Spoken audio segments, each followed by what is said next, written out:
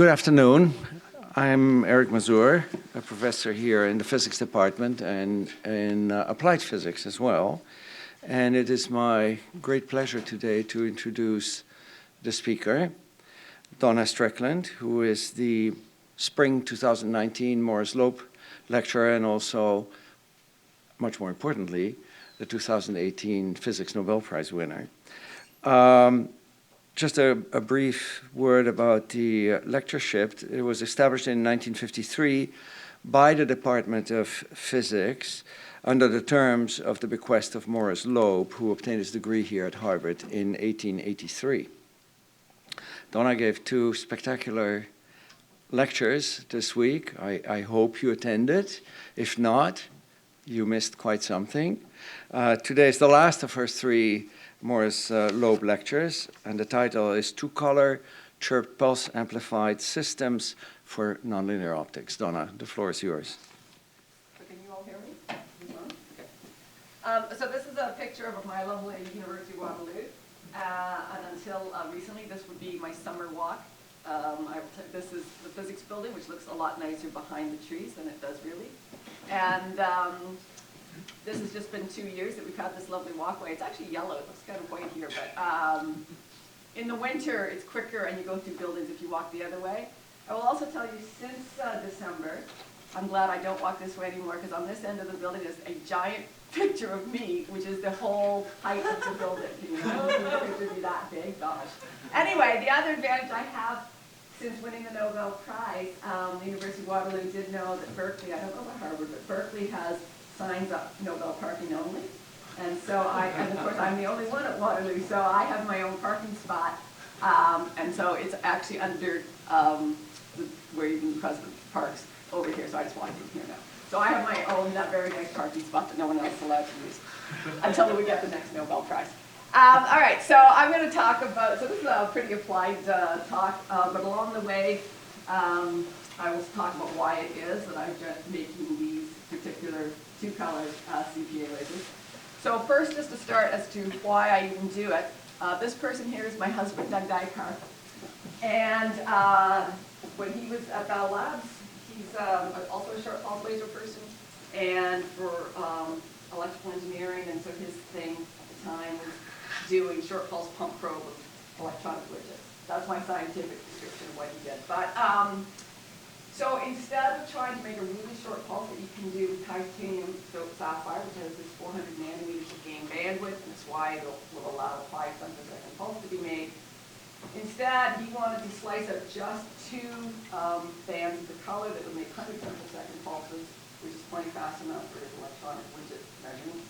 And then he actually made a two-color system where he could actually walk the one color right through the other color.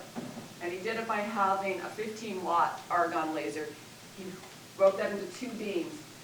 And when the two beams were very close together in this titanium sapphire, he had two separate cavities around this.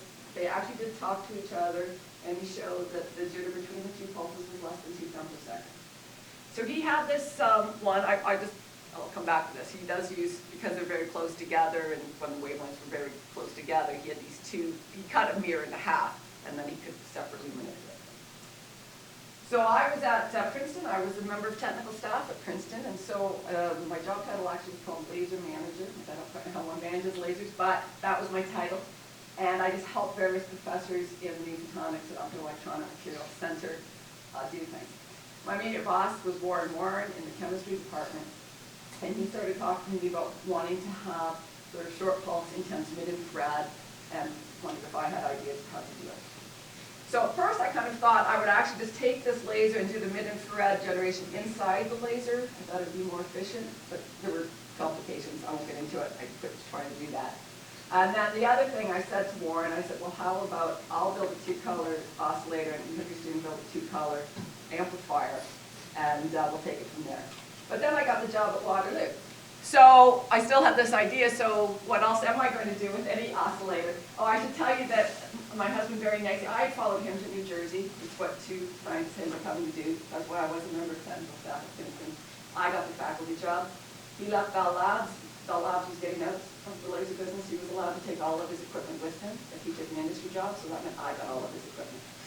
So I have the two-color laser, and I thought, what the heck, let's just CPA it, because that's what I do. So this is just a different picture of what his laser would look like.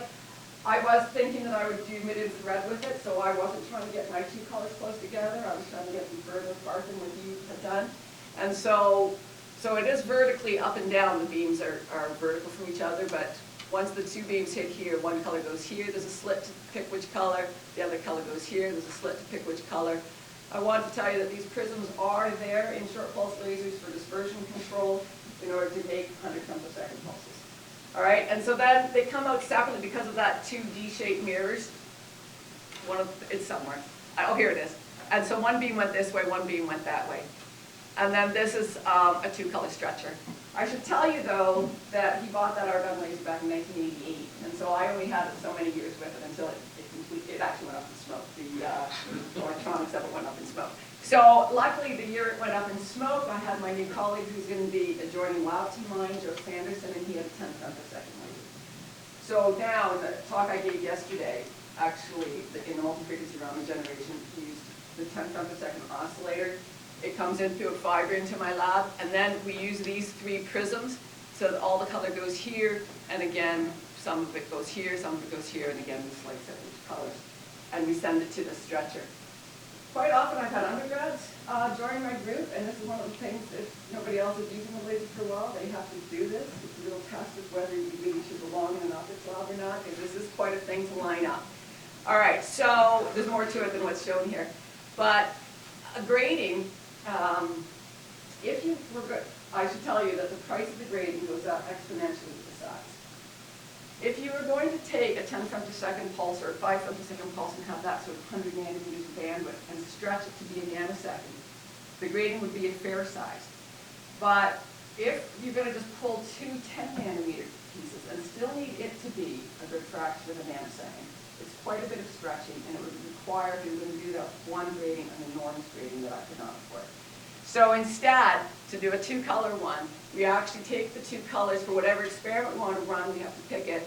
We put them here, and we go at the two different angles so that they come off together. And both colors are then going on the grading together, and it's already 10 nanometers of bandwidth over the stretching ratio that I need. All right, so just my first talked about how fiber does the stretching and that the gratings do the compressing. I just want to point out that if you had a grating here and this is a spherical mirror, this mirror sits at the focal length of the spherical mirror.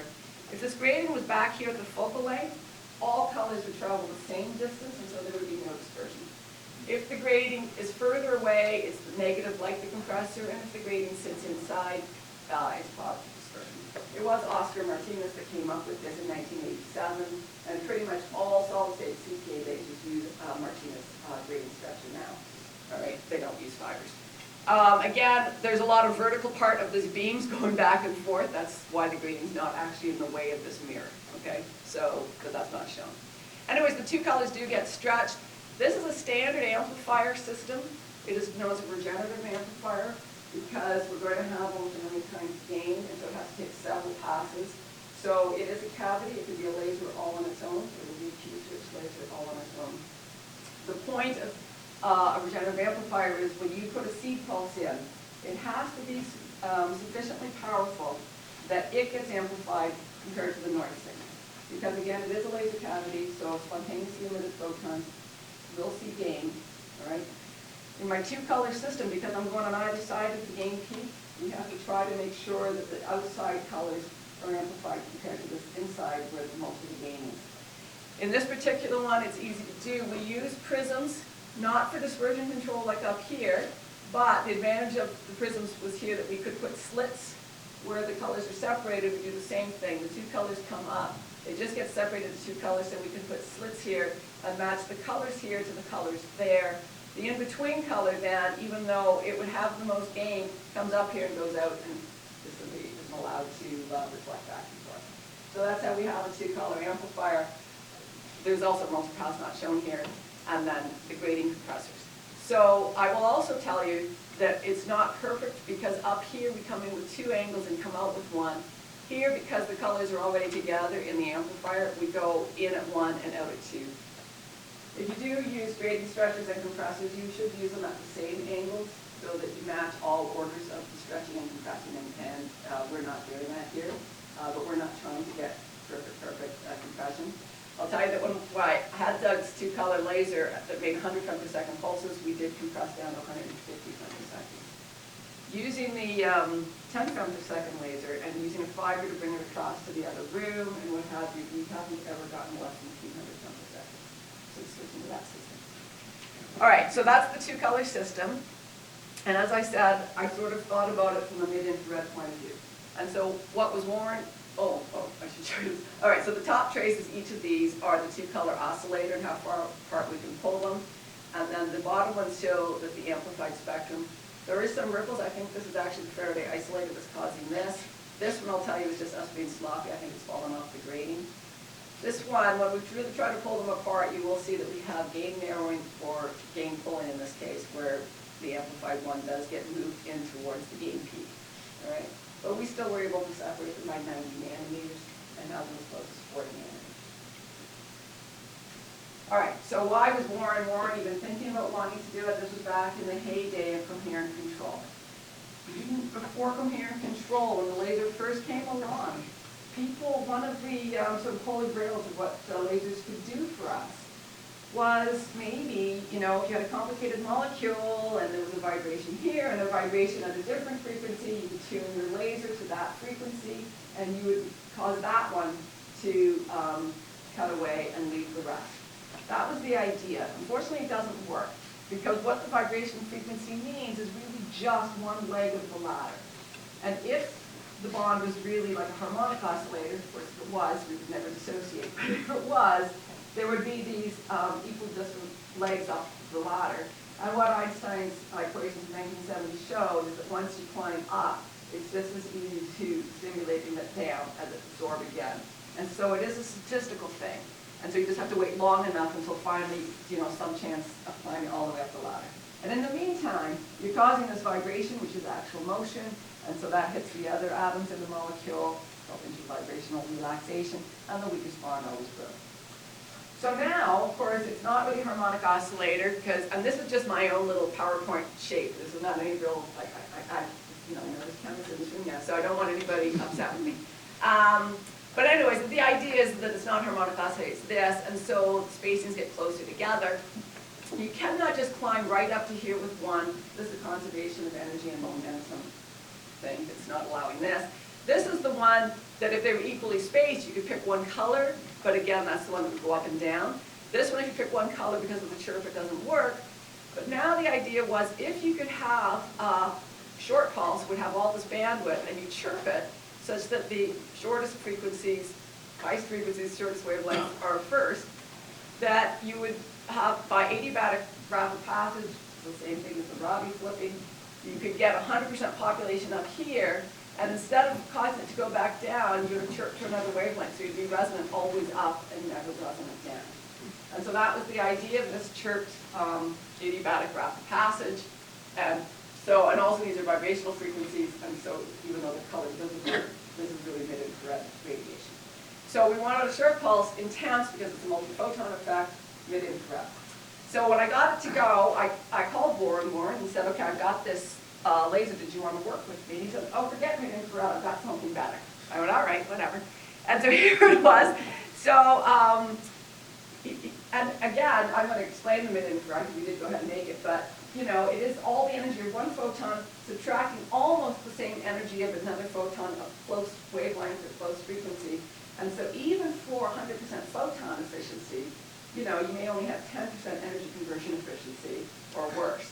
So it's not great from an energy conversion point of view. And so Warren had this idea, don't chirp mid-infrared, chirp Raman pulses.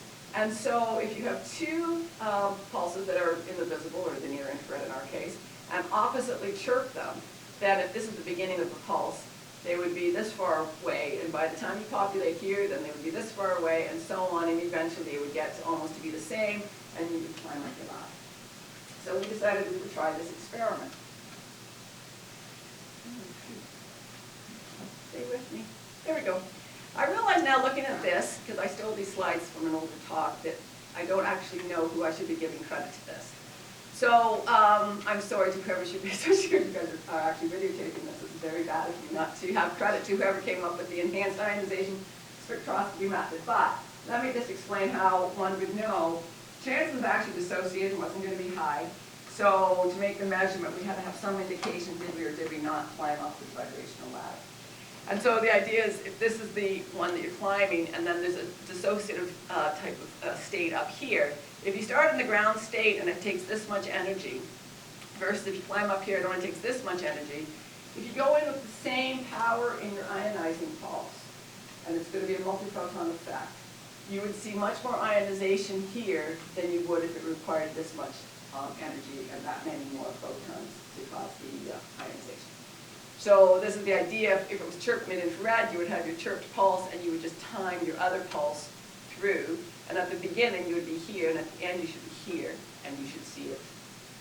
All right, so here's the very complicated experiment that my postdoc, Donna Chow, did. These three are all professors, and this poor guy had to do all the work. I will also tell you how hard this was for this poor guy, because the University of Waterloo has a pretty solid thing that at 4:30 in the afternoon, that's the end of the workday, and so the heat is turned off. And so he would have this very complicated laser system to do, and he would start it in the morning, and it would be almost 4:30 when he was ready to do the experiment, and then the heat would turn off, and that would mean the mode lock laser would quit working, and he would start all over again. And even in the summer, where I had to put in my own extra air conditioner, the normal air conditioner would go, mine would kick in harder, but that still changed the air patterns. So finally, after I think a year, I had said, I think you just have to start at 4:30 in the afternoon and work into the wee hours of the morning, because this is just going to kill you to do this. But anyways, he worked away on this and got results. So let me tell you, first he built a multi-pass, which I didn't show before. He did 7 passes. We still use this, but we've cut it to 5 because it was too complicated for anybody else to get all 7 into there. He got 30 millijoules out of this. So then what does he have to do? So this, he sends half the pulse. So he has a wave plate and polarizer. He can decide how much goes to the regular compressor. We'll only use one of these 2 colors, and that's going to be our probe for the enhanced ionization. Remember, we need 2 oppositely chirped pulses. This is going before the compressor. The pulses already are chirped red to blue. So he's going to leave that one alone and just goes around a bunch of mirrors so that it stays timed up to this one. The other one goes through, again, a compressor. So this isn't to scale, because this compressor is twice as big as that compressor, right? Because we're not compressing, we're actually going all the other way. He then brings these 2 pulses together. This is another polarizer with another wave plate. He times it up with this one. This one can move so that he can, go through it all. Here's our time of flight spectrometer, and here we go. This is all we did. So here is the probe pulse at the beginning of the 2. Here it is timed to the peak of the 2 chirp pulses. So the 2 chirp pulses will be the most intense here. So for the 3 pulses together, this is where we would have total maximum intensity. You can see it's still not as big. And this is where it's timed to the end. There's other, I could show you other data that we took to make sure that we were pretty confident that we had indeed climbed the ladder, but nowhere close to dissociation. I believe we climbed 4 steps. So this was really quite heroic for him, and then it was time for him to move on, and I don't think anybody else wanted to continue this experiment. So we published that and said, okay, let's just, worry about the mid-infrared. So everybody calls mid-infrared something different. So I had to find Edmund Optics that they agree with me. So I like them. Because, I don't know, every field study has a different term of what makes mid-infrared, but I say it's from 3 to 30. I would say 3 to 25, but I'm willing to go 3 to 30 here. I don't know what they use the W for. Near infrared is then like 0.8 to 3, and far infrared is this. I'll tell you that short pulse people do sort of difference frequency mixing, but with the same color. So, it's just really optical rectification. I don't know why they wouldn't call that far infrared generation. They must have thought terahertz sounded better because it's like a big number. Okay, so that's what short pulse people call far infrared, is terahertz. So lasers are usually down here. To get this kind of region, which most laser people will also call mid-infrared, 3 microns, you're going to use something called optical parametric oscillation or amplification. I'll tell you what that is. And I'm mostly going to tell you about difference frequency mixing. And we're usually making light now between 10 to 20 microns. So what is difference frequency mixing? This is the same if you were in my talk, the first talk when I talked about Maria David Meyer and showed that, you know, you have 2 photons up, but you could also have 2 photons down. The idea of this was some frequency, omega-1 plus omega-2 makes omega-3. If the arrows go up, it means that there's photons being absorbed, and when the arrow comes down, it means photons are being emitted. In this case, 1 and 2 are still going to be the ones that go in, and 3 is the one that you're going to create. So omega-1, you lose a photon, that's the pump, and it gets absorbed. This one is the other one you're bringing in, but it's still coming down. You are subtracting this energy from this one, which is why the word difference is there. But this one does mean it's gaining a photon, and this one is the one you're generating a photon at this frequency, just the longest wavelength, or the shortest frequency. So what's the difference between optical parametric amplification and difference frequency mixing? The only difference is which color are you after, okay? So in difference frequency, you have your strong pump, you have your strong signal, you lose the power from the pump. This one gets stronger, but this is not the one you're after, so you usually use a filter to get rid of those 2 colors. You generate this and make it as strong as possible, and in difference frequency mixing, this is the wavelength we're after. In optical parametric amplification, which is why it's actually easier to get good efficiency in the 2 to 3 micron range, you're going in with a very strong pump, you're going in with a weak signal, you're giving up the energy in the pump, and the signal is getting gain. You will be generating the idler, but you don't care, so you're filtering out these 2 colors, and this is the one that you're after, and it gets gain. And so you can more efficiently generate light 2 versus the long wavelength. So this was our setup then. We had our 2-color Ti-Sapphire system. I haven't talked about phase matching here, but in order to phase match, and just for those of you not nonlinear, let me explain. If you're going to have all of these colors marching down through a crystal or whatever your nonlinear thing is, they have to keep marching in step. Now everything is dispersive though. So how do you make all these colors march in step? Is that you use polarization and a birefringent crystal, which means that the 2 orthogonal polarizations have different refractive indices. And what you match is that the one color, with one polarization, index refraction should be matching the index of refraction of the other polarization in another color. So in difference frequency mixing, you do have to have the 2 colors orthogonally polarized. And so we use the wave plate for the one in this case, and then we combine the 2 colors using a polarizer. Now we're trying to see 10 micron light, which is hard to see. So in order to overlap them in time and space, we first did some frequency with a BBO crystal, and we would look to see when we see blue out of here, then, and line it up best. So we would time up the colors to be the brightest signal here, and overlap the beams to be the brightest signal here. And then we could switch them, the polarizations of both, send them this way into the silver gallium sulfide in order to make them infrared. We measure it with the spectrometer to measure the pulse duration. We take the mid-infrared, we take the shortest of the wavelengths. Again, we do some frequency generation and look for a slightly higher frequency than this one, and that's how we measure how short the pulse is. So we were able to get 2 different colors. With 15 millijoules off our gratings of the 2-color system, we've got 7.5 microjoules at 10 micron light. So there's only about 2% photon conversion efficiency. Now when we started this work though, people said it would never work. And that's what made me want to do it. And I knew why they said it would never work. And it's because we have 2 photon absorption. I should just say that we did get a short pulse. It's less than a picosecond. It's not as short as one could have hoped, but that's the percentage. Let's go to this one. The reason people said it wouldn't work is that we were using silver gallium sulfide. And silver gallium sulfide has absorption up here. And with our 2 pump frequencies, right, and don't forget this is the 2nd order nonlinearity, so the strength that we have here, and this would be possibly the strongest pulse of these equal, we would be able to absorb. And if you absorb, you then heat up the material and you can damage the material. And so you are competing with 2 photon absorption. And so typically people weren't seeing good difference frequency generation.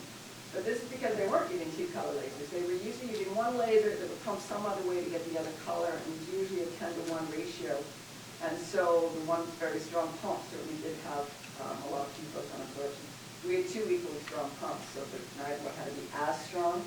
But certainly we did see it. These are the Fresnel losses, and then of course this is the 2-photon absorption, and that's exactly where the efficiency of the difference frequency rolled over. So you would only want to run here because you wouldn't want to absorb it. So it was certainly a problem for us that we had to deal with.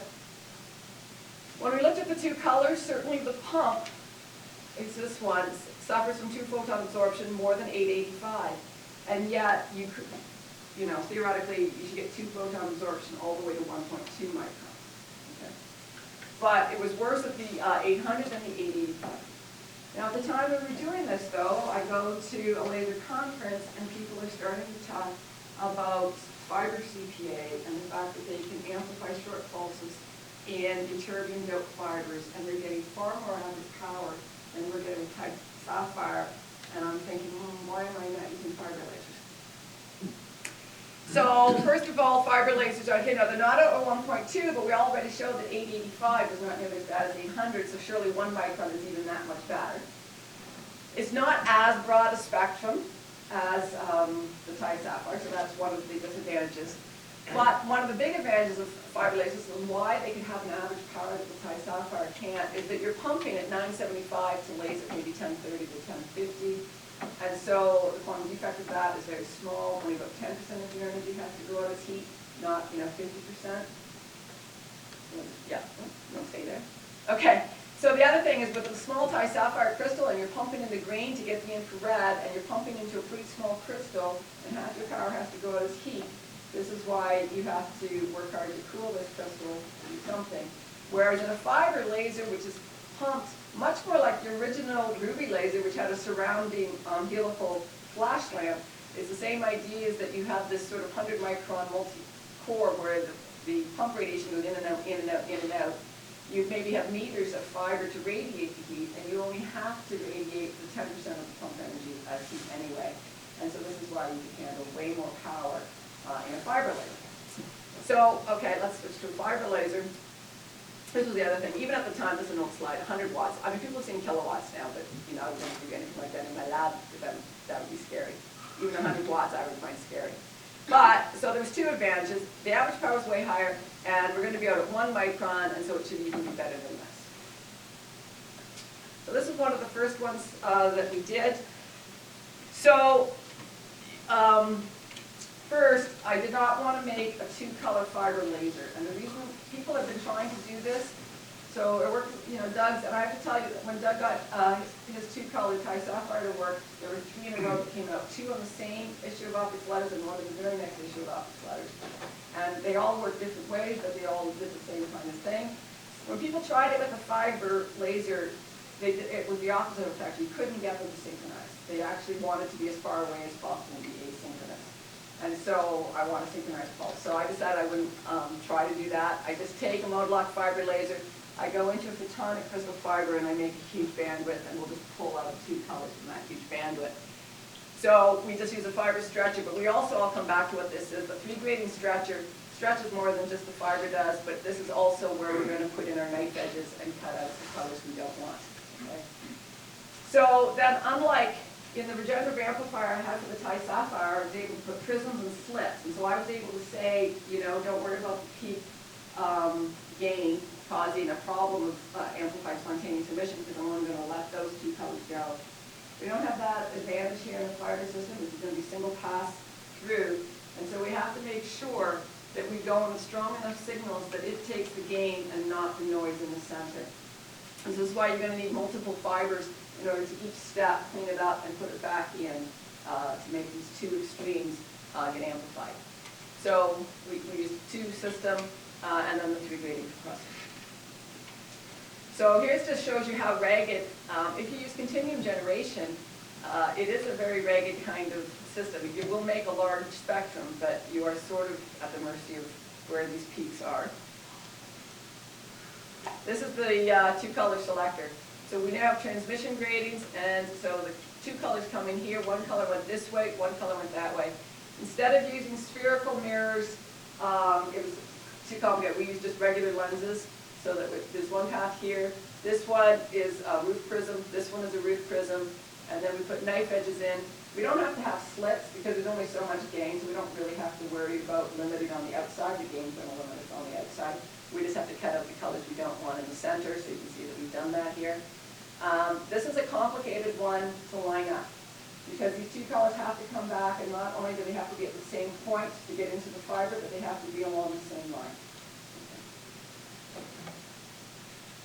So this is the amplification up through this one. You will see that there is a ripple here. This is the ASE coming in. I think I was supposed to show you one other thing on the original one. So after this preamplifier, we do have an interference filter. This is just a bulk optic. It's a 50 nanometer notch, and we use it to cut out the ASE before it goes into the final amplifier.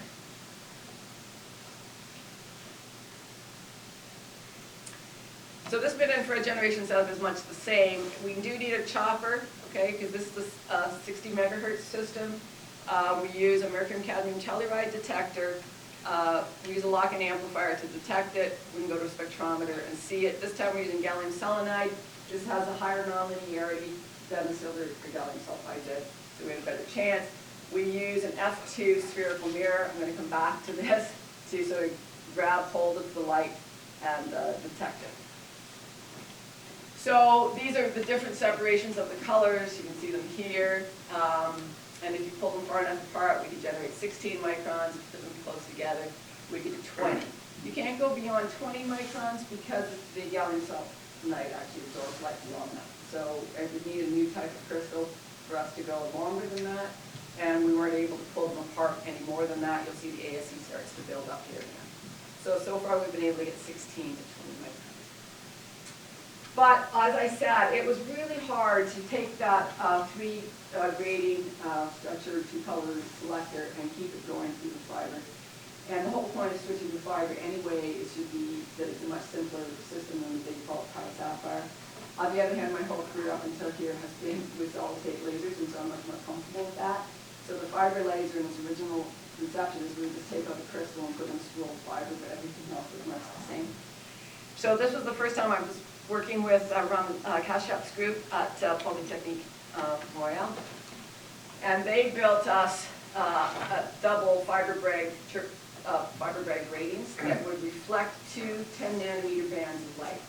So now it was a much simpler system in that we take that and make the continuum with the photonic crystal fiber. We had to have a notch filter, and I'll explain that. We go through a Faraday isolator and into here. If we don't use the notch filter and just put in the continuum, then the peak actually sees all the gain, and the peak would actually just keep going and not come out. So very little light came back.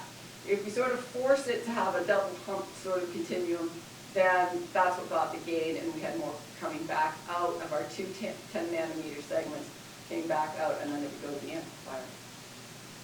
It showed a much, much cleaner spectrum in the end. We didn't have the ASE. This is because now we could couple all the light came in and was ready to go. That was great. Unfortunately, we could not compress these pulses. I think this was a miscommunication, and it wasn't the French and English between the English Canadians and the French Canadians. It was sort of the physics people versus the electrical engineering people. I had said my transmission gratings are actually quite small. They're only about a centimeter. So for the 10 nanometer bandwidth, the chirp that we can handle, the width of the grating tells you how much chirp we can have. So I told the students what chirp I wanted.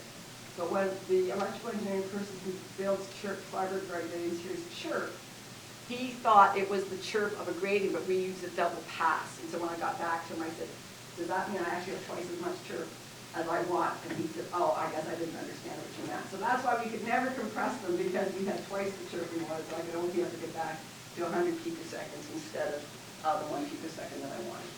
So that's okay. We went on to a conf that I met Pin Long, who's president of this company, and he makes them. He was willing to work with us. So instead of going that way where we had two coming back, he's made us a very simple one where he just takes 60 nanometers out of the continuum. So this looks complicated. Anyway, I've stolen this from my student, Sun-Yang Su. So I don't know. This is to show that it's much simpler, but some of his figures making it look more complicated. But we just have a laser, and we go into the same PCF. Actually, it's a better photonic crystal fiber now. We throw away 60 nanometers of light we don't want. It's all now fiber coupled into the fiber stretcher. This is the fiber isolator, and right into the preamp. So all of that, most of my students' problems before was trying to get that 3 grading thing aligned and keep it in the preamp. That's all gone. It's all hands-free now, and it goes into here. We haven't got the rest of it hands-free, the rest of it, so this is the pump coming back. It now goes through here. I will tell you that this fiber is not polarization maintaining. So the two colors come through, and they both have different depolarization effects happening. We use a half-wave plate before the isolator, which uses polarizing, and so we can actually change the ratio of the two colors, because going through that polarizing, you can decide which one gets more polarization. We then go somewhere, we go through another, oh there it is. We go through another fiber, and we still have the same 3 grading compressor. This also sits on a translation stage to time it all up. So now we actually can get, the previous system only got to about 2 watts, we've not quite double that, but we can almost have the same power in the 2 colors, okay? And this is really, the difference frequency mixing goes as intensity 1 times intensity 2, or power 1 times power 2. And so we don't have that much more power here, but we have 10 times more power here. And so we start with 10 times more power. All right, so here's where I have to have a huge confession, and it's sort of hard to believe I'm going to tape this, but I'm going to tape. 2018 was the best of times for me, and also the worst of times for me. So the students, the 2 students that did this work saw a signal that was 5 times bigger than what the previous student had seen. The previous one that I showed, I didn't tell you what kind of infrared power we got, and I'll tell you why, is we had a new detector for it. We looked at what it said. We looked at the specs, and it said using the PA 100 keyword, this is the detectivity. So we thought it meant the detectivity with the amplifier in place. We were expecting a milliwatt. We saw 1.5 milliwatts. We published 1.5 milliwatts of light out of 20 microns. These students saw 5 times more power, and I said, well, we should easily be able to see it now with a thermal detector.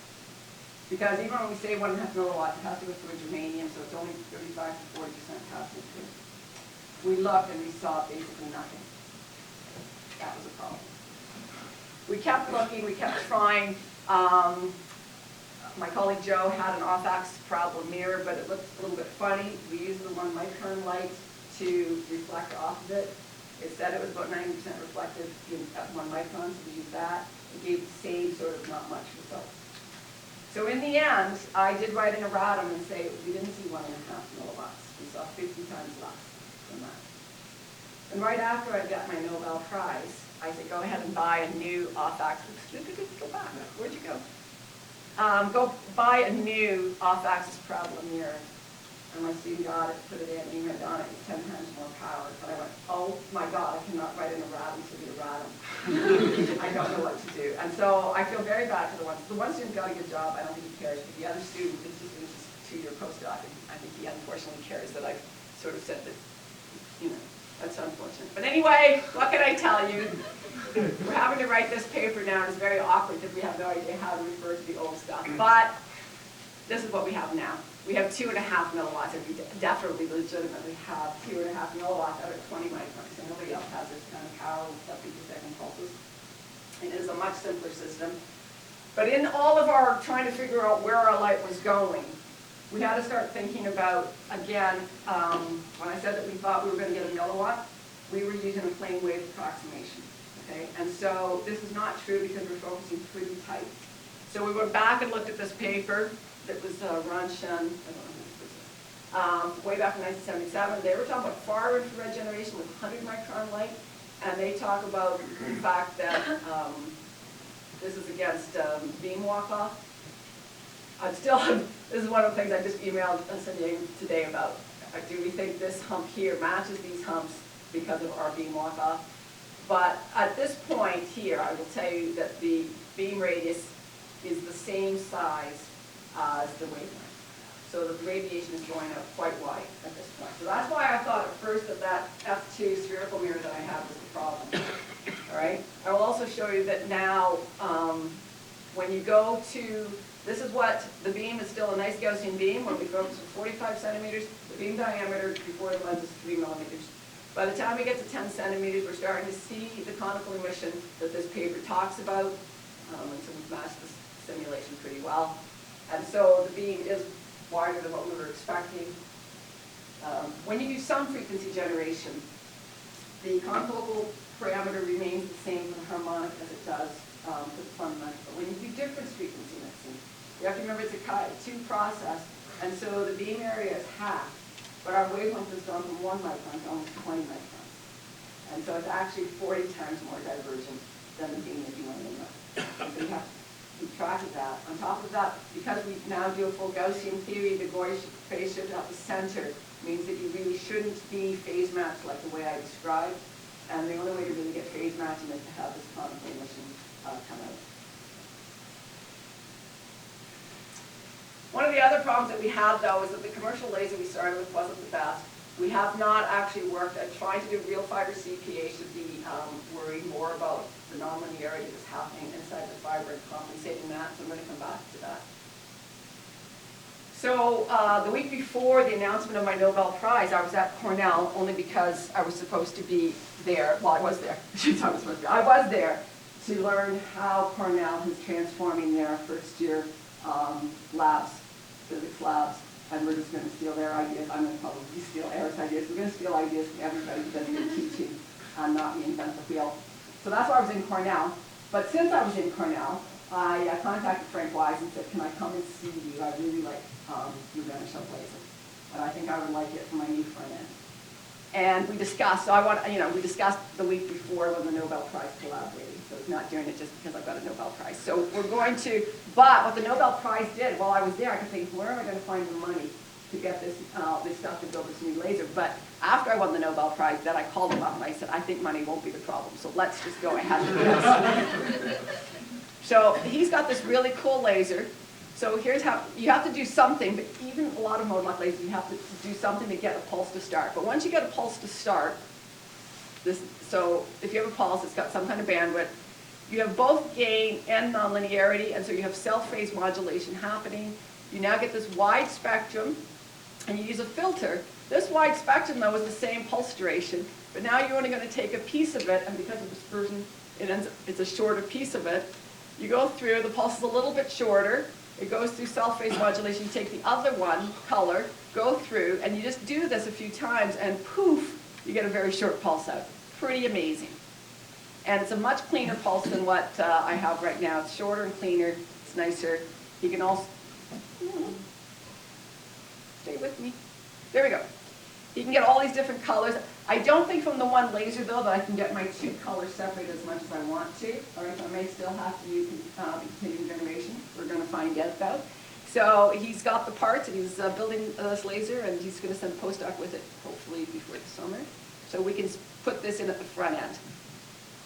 On top of that, I was supposed to be, at the last week of November 2018, I was supposed to be in China visiting this person, Dr. Hong, he was a postdoc with Paul Corcoran, so we were both at Paul Corcoran's 75th birthday celebration, 25 years of Attoseconds, and he heard me talk about the multi-frequency Raman generation. He did his grad studies on Alexei Sokolov, who's all I showed a lot of yesterday's talk, and he wanted to work with me on multi-frequency Raman generation, which is great because I wanted somebody to work with.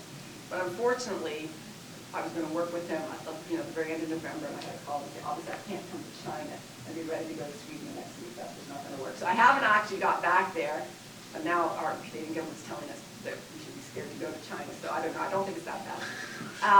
Hopefully I'll get there soon. But on top of that, that's MRG. That's not why he's on this slide. He's come up with this very nice way called the time lens for CPA. Here's a regular lens, 1/x plus 1/x equals 1/f. He has this thing, 1/dispersion 1 plus 1/dispersion 2 equals 1/dispersion of the amplifier.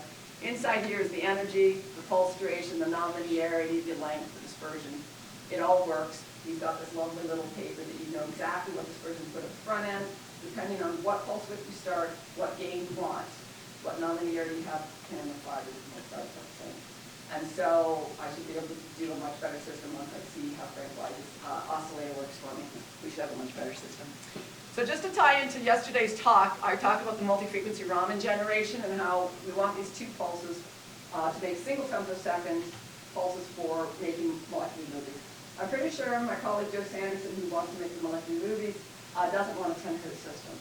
So I kept thinking, how can I use my fiber system? I can't get the colors that far apart in there. And finally it dawned on me that I should actually have the colors not the 23.25 terahertz apart, but just half that, and then frequency double. But then if I frequency double, I will frequency double the separation. My two-color fiber laser will work much better if I bring the colors closer together. And so here's the idea. I'm going to have a two-color laser that's not as far apart as what I've been trying for the infrared, so the power should be higher. I'm going to have an acoustic modulator to bring it down to a megahertz, so the pulse energy is higher, so the nonlinearity will be higher. I will frequency double it. And instead of using the 150 micron hollow core fiber, I'll use a K-linear fiber that's already been shown to work in the microjoule region to make multi-frequency Raman generation. There's an advantage to going to green. There's two advantages to going to green. First, the efficiency should be higher because it's how close these are to the real levels. If you use green light instead of infrared light, you're closer to these levels, so the efficiency is higher in the Raman process. On top of that, when you start at the infrared, your central frequency is here in the green, but if you start in the green, we should be down to the blue. So if I really want to make single femtosecond pulses, I think this is the way to go. So this is where we're going in the next year or two, if I'm hoping to have a megahertz single microjoule single femtosecond pulse to make molecular movies. And I think that's where I'm ending. There we go. Those are all the people that are probably on this journey. Thank you very much.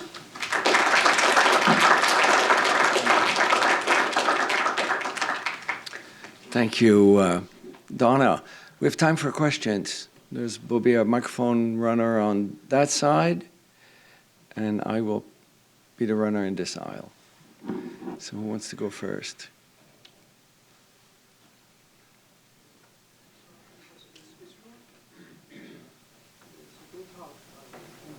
So, is yours fiber? It's not on.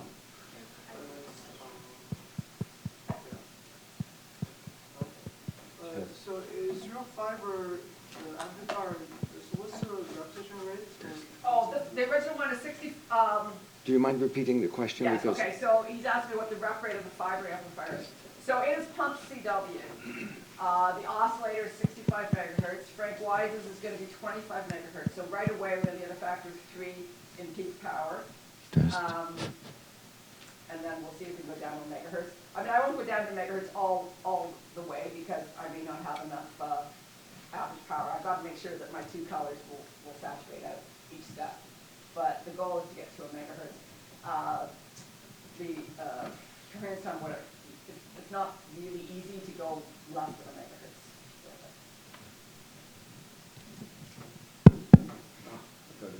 And not keep the average power.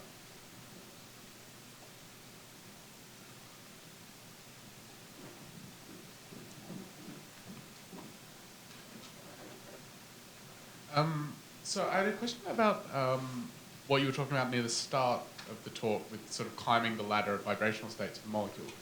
Is the idea of that essentially that you just time your pulse so that it's like a pi pulse on each vibrational transition in sequence?